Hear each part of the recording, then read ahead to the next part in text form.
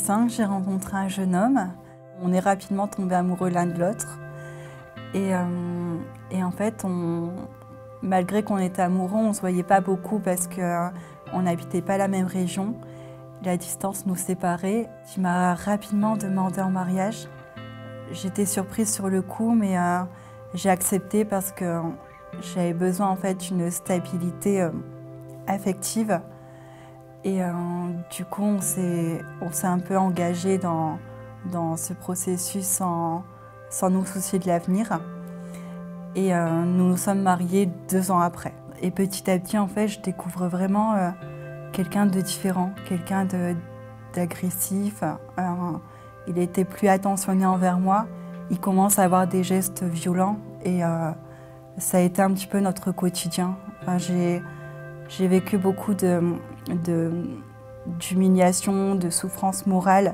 Lorsqu'il rentrait, qu'il était agacé, il arrivait qu'il me frappait sans raison.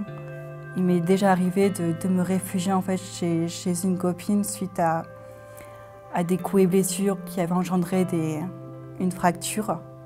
Au fur et à mesure de subir en fait les coups et les humiliations, je comprenais pas pourquoi. Je comprenais pas pourquoi ça m'arrivait et j'avais tendance en fait à excuser ses gestes. Je me disais en fait que s'il faisait ça, c'est parce qu'il était sous l'emprise de l'alcool, qu'il avait son passé difficile à gérer.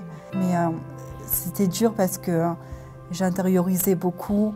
Je me retrouvais un peu isolée. J'avais honte de ce qui se passait.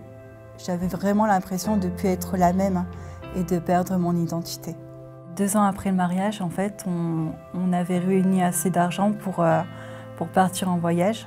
Alors que je rentre un jour de mon travail, je me rends compte qu'il avait annulé en fait mon billet et j'ai pas compris. Je constate en fait dans l'appartement qu'il commence en fait à préparer ses affaires et ce qui m'a interpellée, c'est que j'ai remarqué en fait qu'il y avait une valise qu'il avait fermée avec un cadenas. Donc je me suis dit en fait que s'il a fait ça, c'est qu'il avait des choses à me cacher. J'ai commencé à regarder en fait dans un de ces sacs qui n'était pas fermé.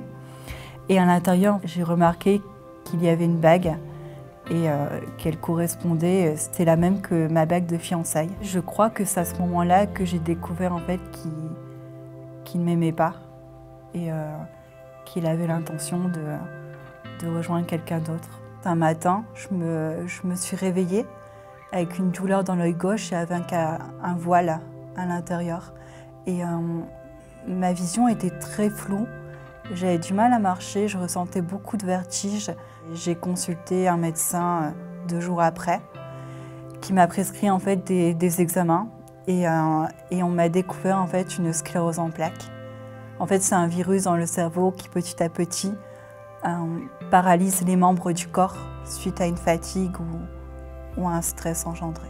Je rentre à l'appartement et donc j'annonce à mon mari le diagnostic de ma maladie et cette découverte. Et à ce moment-là, il en profite en fait pour me dire qu'il ne m'a jamais aimée et qu'en fait il m'a utilisée surtout pour obtenir rapidement en fait ses papiers français. Il me dit que j'ai rien vu mais qu'en 4 ans de mariage, il m'a jamais été fidèle et qu'il m'a trompée en fait dès le début. Ces 2 événements dans ma vie ont vraiment été un déclic en fait et j'ai vraiment en fait ressenti que je pouvais y arriver, que je pouvais me battre en fait par Dieu qui était là et qui était présent en fait dans ma vie. J'ai connu Dieu petite fille par le biais de mes parents et je fréquentais régulièrement l'église mais sans plus. Il ne se passait rien en fait dans ma vie spirituelle jusqu'au jour où il fallait que je mette un terme en fait à notre relation, à notre mariage, mais je ne savais pas comment faire parce que j'avais peur. J'avais peur déjà du qu'en dira-t-on en tant que chrétienne. J'avais honte aussi de dévoiler un peu ce qui m'était arrivé pendant toutes mes années de mariage. J'avais peur de ne pas y arriver financièrement. Il m'avait tellement rabaissée en fait que j'avais plus confiance en moi et je me disais en fait que je ne pouvais pas y arriver en fait sans lui. J'ai eu comme un déclic et en fait je voulais vraiment en fait que ma vie soit soit autrement parce que je trouvais qu'elle ressemblait à rien. Et mon but, c'était vraiment de préserver ma santé, et surtout de retrouver en fait une certaine dignité de femme. Et du coup, en fait, j'ai décidé de m'attacher en fait à Dieu et de le serrer dans mon cœur à nouveau. Et le lendemain, en fait, j'ai pris mes valises, je suis partie alors qu'il était au travail. J'ai décidé en fait de contacter un avocat. Donc j'ai engagé en fait une procédure de divorce. Je l'ai gagnée en fait au bout de 3 ans. Il a été condamné à 7 heures exclusifs.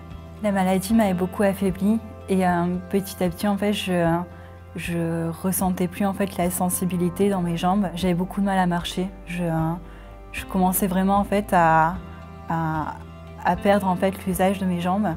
Je me suis en fait vraiment accrochée à Dieu. J'ai prié.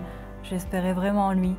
Et en fait un matin je me suis réveillée et petit à petit en fait j'ai réussi en fait à rebouger les orteils, à sentir une sensibilité et ça a été waouh, enfin, Dieu existe et je le sentais en moi. Ça a été magique ces moments-là parce que je retrouvais en fait une meilleure santé. J'ai réussi à recourir quelques mois après. Je me suis vraiment en fait reconstruite grâce à lui et je crois qu'il y a jamais rien en fait qui se passe comme ça. Et j'aime beaucoup en fait une phrase de Albert Einstein qui dit en fait que le hasard c'est un peu Dieu qui se promène incognito. Il savait en fait comment faire pour me restaurer à fond et quand j'étais prête, il m'a fait rencontrer en fait mon mari, le bon, celui que je devais attendre et quelqu'un d'aimant, de tendre et voilà, je m'apprête à lui dire oui dans 3 mois et aujourd'hui ma vie elle est comblée.